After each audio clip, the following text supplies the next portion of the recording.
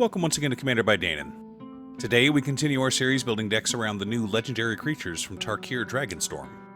Last week we had decks led by the new Dragon Spirits, but this week we're building decks around the leaders of the clans.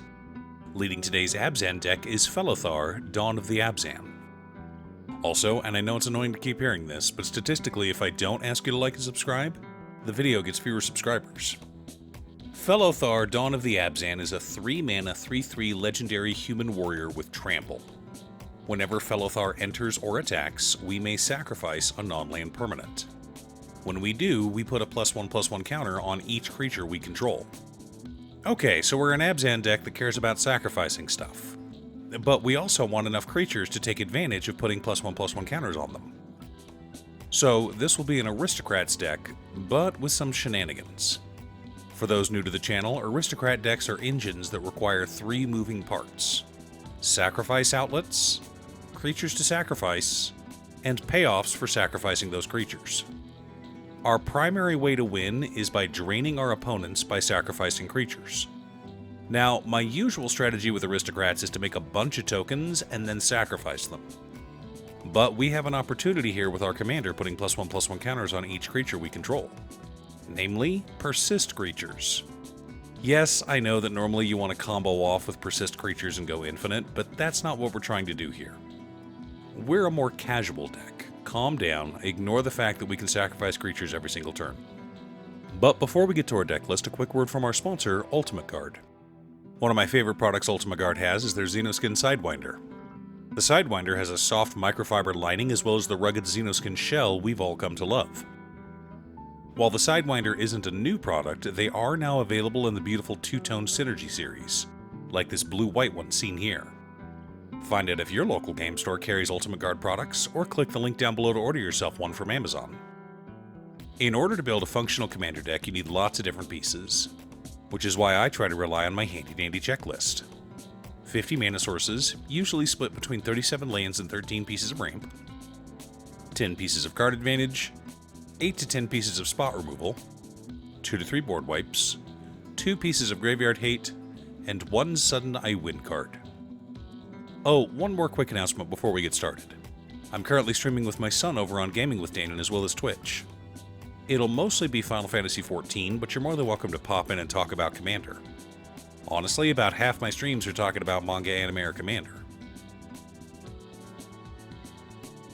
Our land base consists of Command Tower, Exotic Orchard, Sandstep Citadel, Isolated Chapel, Woodland Cemetery, Sun Petal Grove, Snowfield Sinkhole, Woodland Chasm, Arctic Treeline, Sunlit Marsh, Haunted Mire, Radiant Grove, Tainted Field, Tainted Wood, Croson Verge, Caves of Koilos, Llanowar Wastes, Brushland, Shine Shadow Snarl, Necroblossom Snarl, Fortified Village, Orzhov Basilica, Golgari Rot Farm, Selesnya Sanctuary, Bojuka Bog, 3 Plains, 4 Swamps,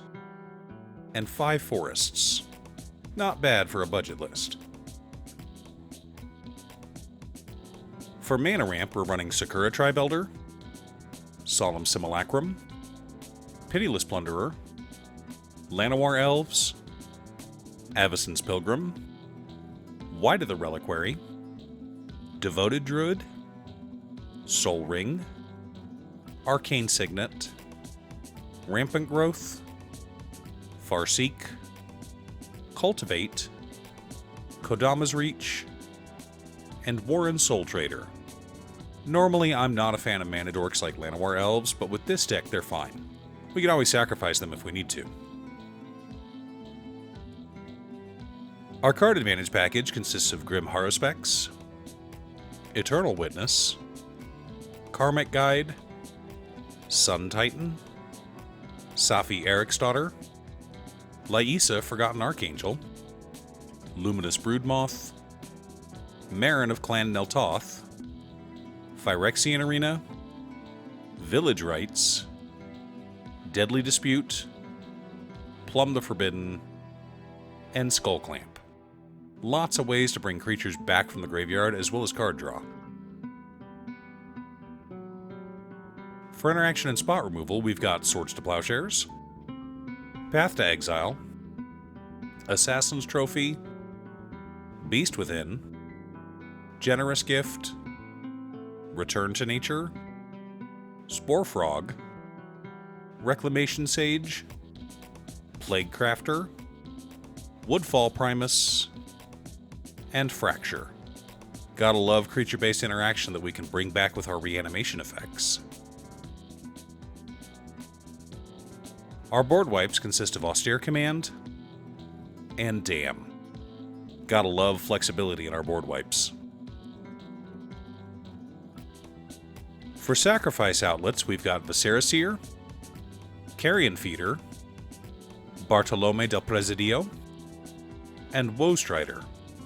Our aristocrat payoffs consist of Zulaport Cutthroat, Blood Artist, Cruel Celebrant, Ellis Il-Kor Sadistic Pilgrim, Bastion of Remembrance, Sir Conrad the Grim, Corpse Knight, Marionette Master, and Poison Tip Archer.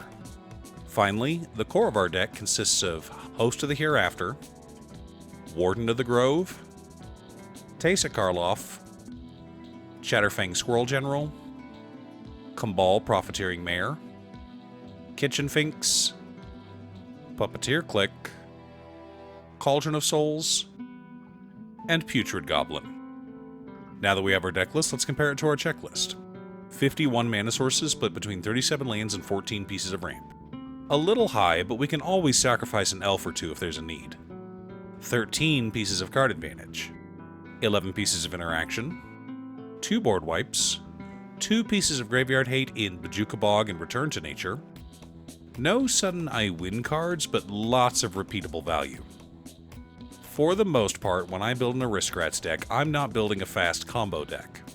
If I want to win quickly and destroy the table, I'll play Spellslinger or something aggressive like Kalia. For me, Aristocrats is a slow, grindy mid-range deck that drains our opponents a little bit at a time. Now, we could be very mean and include cards like Grave Pact in our interaction package.